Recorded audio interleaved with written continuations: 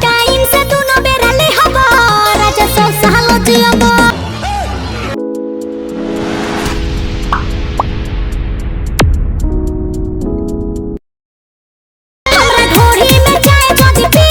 अच्छा खोल के पहले ढूंढिया दिखाओ तो कि कितना गोहिड़ बा। हाँ समझ गई नहीं, लेकिन एगो बात बा कि हम चाय तो ना पिए नी, चाय के जगह पे कॉफी पी सके नी का नहीं। हाँ समझा तानी, लेकिन ये ढूंढिया में चाय पियला से हमरा का फायदा। अरे वाह का बात करो तारू, तारा ढूंढिया में चाय पियला से 100 साल जी सकेला केहू, समझ रहे हो। तो एगो बात बताओ, हमरा बहुत कंफ्यूजन बा कि तारा ढूंढिया में चायवा डालते अमृत हो जाला का ये केहू 100 साल जिए लागी। अरे डार्लिंग सुना है ने, गलती से गरम चाय वा नीचे ढुलुक गइल तो तारा मशीनिया के का होई।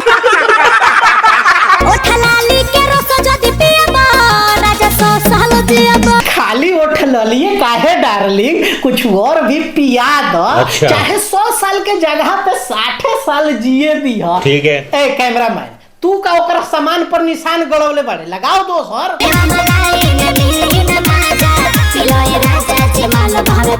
ई बात तो एकदम सही कहलू कि ताहरा सामने मेवा मलाई कुछ ना बा। क्या बात कर रहे हैं? लेकिन एगो बात बतावा, 34, 32, 36 देख के ताजा तो नइखे लागत। यही नहीं अभी और सुनिए। फिर भी पावे खातिर का करे के पड़ी?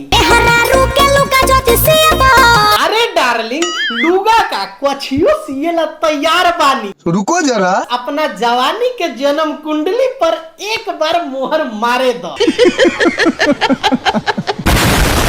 तोहनी लोग काहे टुकुर टुकुर देखता रहो ऐसे भाई लोग? नहीं पकड़े हैं जा हमो तो ट्राई नु करतानी, तोहनियो लोग जा ट्राई कर लो, जेकर मिली ओ कर। क्या बात है सर। हम जातानी, मिलतानी, बाय बाय, टेक केयर, जय हिंद। लेकिन सुना लो, जाए से पहले नु नीचे लाइक शेयर कमेंट करके जइहा लो, ना तो बहुते गरियाई हम।